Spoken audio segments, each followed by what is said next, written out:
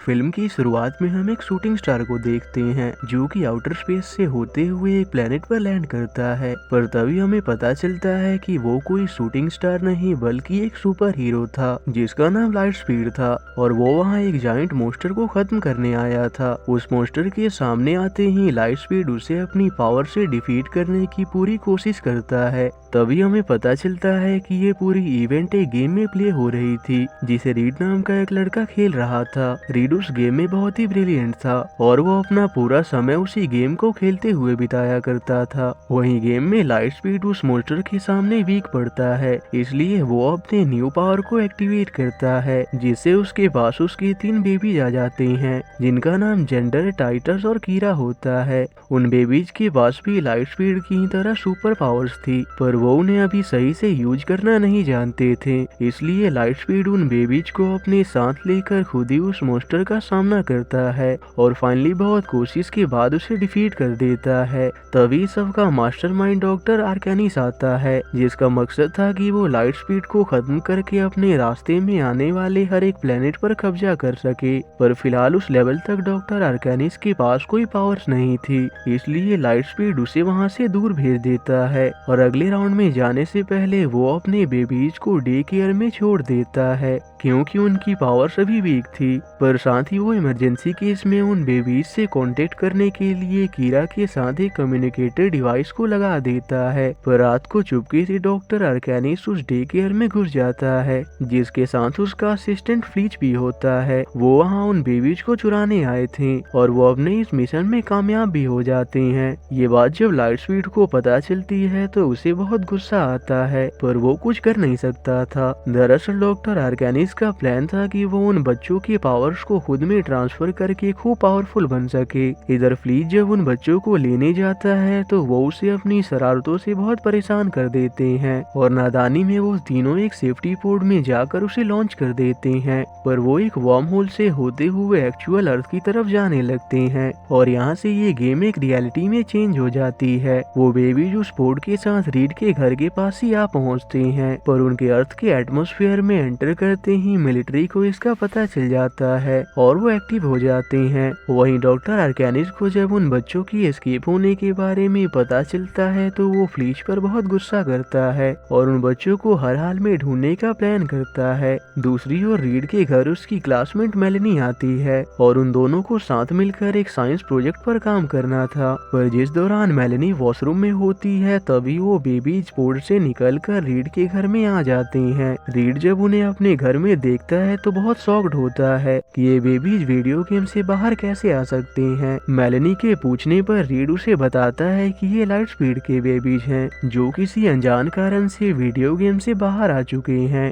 पर पहले मेलेनी को उसकी बातों पर यकीन नहीं होता और उसे लगता है कि ये सब रीड का प्रोजेक्ट से बचने का बहाना है। वो बच्चे इतने शरारती होते हैं कि वो रीड के कंट्रोल में नहीं आ पाते और साथ ही वो अपने पावर्स को भी यूज करने लगते हैं। ये देखकर मेलेनी को भी जल्द ही रीड की बातों पर यकीन हो जाता है। वो बच्चे अपनी शरारतों से उस घर का बहुत बुरा हाल कर देते हैं, इसलिए रीड वापस उन बेबीज को गेम में भेजने के लिए मेलेनी से मदद मांगता है। दूसरी ओर उन बेबीज का पीछा करते हुए डॉक्टर आर्केनिस भी अर्थ के करीब पहुंच चुका था। पर जैसे ही मिलिट्री को पता चलता है कि कोई अनजान एयरक्राफ्ट अर्थ की तरफ बढ़ रहा है तो जनरल जेन अपने सभी सोल्जर्स को एक्टिव कर देती हैं। वहीं लाइट स्पीड डॉक्टर आर्केनिस के सीक्रेट लोकेशन को ढूंढ लेता है जहां उसका सामना बहुत से रोबोट से होता है। वो उन सभी को कुछ ही देर में डिफीट तो कर देता है पर तभी वो एक ट्रैप का शिकार हो जाता है। इधर आर्केनिस फ्लीच के साथ अर्थ पर पहुंच जाता है और अपने टाइनी ड्रोन्स को उन बेबीज को ढूंढने के लिए भेज देता है।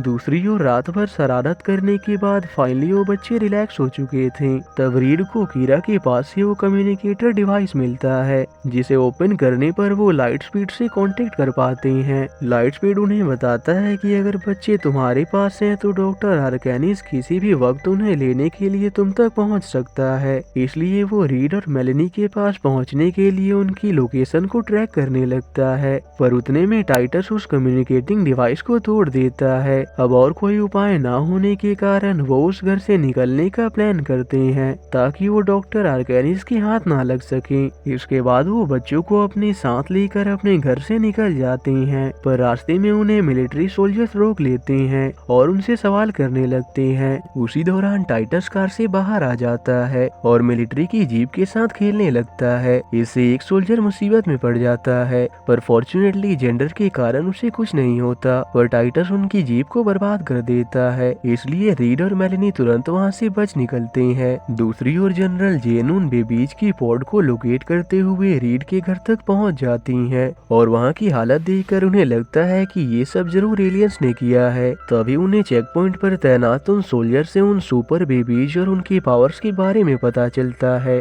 इसलिए वो उन बेबीज की तलाश में लग जाते हैं। वहीं रीड और मेलेनी बच्चों को लेकर एक जगह पहुंचते हैं। वहां मेलेनी लाइट स्पीड से वापस कांटेक्ट करने के लिए उस कम्युनिकेटिंग डिवाइस को ठीक करने में लग जाती है और रीड बच्चों का ख्याल रखता है। उसी दौरान बेबीज अपने पोटेंशियल को भी एक्सप्लोर करने लगते हैं। वहां मेलेनी को कम्युनिकेटिंग डिवाइस को जोड़ने में बहुत प्रॉब्लम हो रही थी, क्योंकि उसके पीसेस बहुत ही छोटे थे। तब जेंडर उन पार्ट्स के कॉपीज को बहुत बड़ा कर देता है, जिसके बाद मेलेनी उस डिवाइस को फिक्स कर देती है, पर वहाँ सिग्नल ना होने से वो लाइट स्पीड से कांटेक्ट नहीं कर पाते। वहाँ रीड जेंडर को शांत करने के लिए उसके साथ खेलने की कोशिश करता है, पर डर के कारण जेंडर की पावर्स एक्टिवेट हो जाती हैं और वो वहाँ से दूर भाग जाता है। इसलिए रीड मेलेनी और बेबीज के साथ उसे पकड़ने के लिए कार से उसका पीछा करता है और फाइनली जेंडर एक ब्रिज पर आकर रुक जाता है। तभी सामने से एक ट्रक आ रहा होता है, पर उसके जेंडर से टकराने से पहले ही जेंडर एक जायंट बियर क्रिएट कर देता है, जिससे वो ट्रक को रोक देता है। उतने में मिलिट्री सोल्जर्स वहाँ पहुँच जाते हैं, जहाँ जनरल जेन को लगता है कि रीड और उसके साथ के बाकी सभी भी एलियंस हैं, जिन्होंने इंसानों का रूप ले रखा है, इसलिए वो उन्हें खतरनाक समझकर बंदी बना लेते हैं। उतने में डॉक्टर आर्केनिस वहाँ पहुँच जाता है, जो सभी सोल्जर्स के साथ जनरल जेन को भी फ्रीज कर देता है और उन बेबीज को अपनी गाड़ी में कैद करके वहाँ से लेकर चला जाता है। ये देखकर रीड खुद को इसका जिम्मेदार मानने लगता है, पर मेलेनी के समझाने के बाद उसे हिम्मत आ जाता है। इसके बाद वो और मेलेनी साथ मिलकर डॉक्टर आर्केनिस का पीछा करते हैं, जहाँ रास्ते में मेलेनी सोल्जर के वॉकी टॉकी के सिग्नल के जरिए लाइट स्पीड से कांटेक्ट करने में कामयाब हो जाती है। वो लाइट स्पीड को पूरी बात बता देते हैं।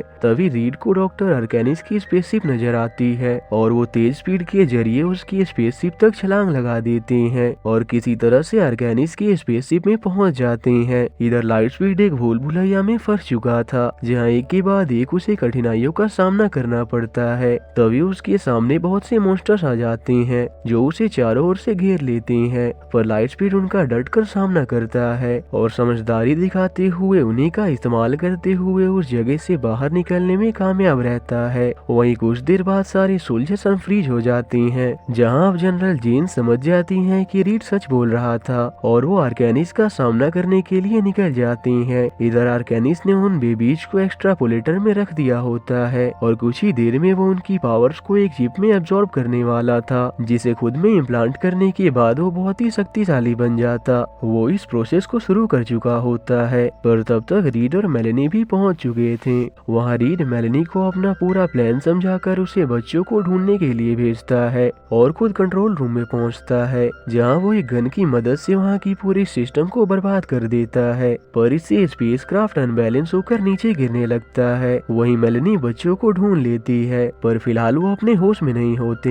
रीड और मेलेनी बच्चों को सेफ रखने के लिए पोर्ट में चले जाते हैं और वो स्पेसक्राफ्ट सिटी के बीच में आकर लैंड कर जाता है, पर पोर्ट में होने के कारण रीड और मेलेनी के साथ बच्चे भी सेफली बच जाते हैं। तभी मिलिट्री सोल्जर्स वहां पहुंच जाते हैं। उतने में आर्केनिस अपने स्पेसशिप से बाहर निकलता है, जो वह बच्चों की पावर से एब्जॉर्ब करने के बाद बहुत शक्तिशाली बन चुका था और साथ ही उसके पास बहुत से रोबोटिक ड्रोन्स भी होते हैं। उस पर सोल्जर्स के फायर का भी कोई असर नहीं होता और वो खुद को बहुत ही जाइंट बना लेता है। इसके बाद से सोल्जर्स और ड्रोन्स के बीच में फाइट शुरू हो जाती है। वहाँ रीड आर्केनिस से कहता है कि तुम्हें जो चाहिए था वो तुम्हें मिल चुका है, इसलिए अब इस प्लेनेट से चले जाओ। पर आर्केनिस का प्लान लाइट स्पीड के बच्चों को खत्म करने का था।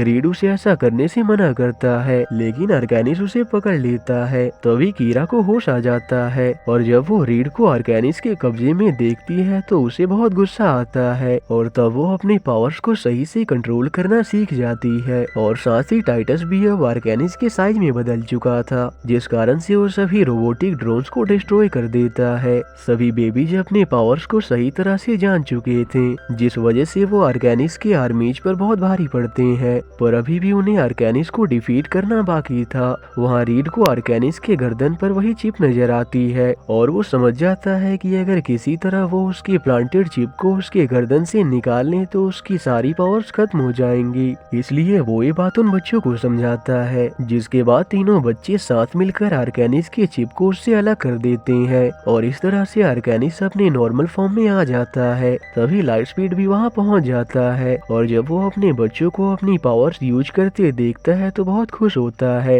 वो रीड और मेलेनी को इसके लिए शुक्रिया करता है और आखिर में वो अपने बच्चों के साथ गेमिंग वर्ल्ड में वापस लौट जाता है। पर उसी रात जब रीड और मेलेनी साथ में टाइम स्पेंड कर रहे होते हैं तभी वहाँ वही मॉन्स्टर पहुँच जाता है जिसे हमने शुरू में देखा था। पर ये देखकर रीड और मेलेनी डटकर गेम को अगले लेवल पर ले जाने के लिए तैयार हो जाते हैं और इसी के साथ ही ये मूवी यहीं एंड हो जाती है। तो अगर आपको ये वीडियो अच्छा लगा हो तो इसे लाइक करें और ऐसी ही और स्टोरीज के लिए इस चैनल को सब्सक्राइब करें।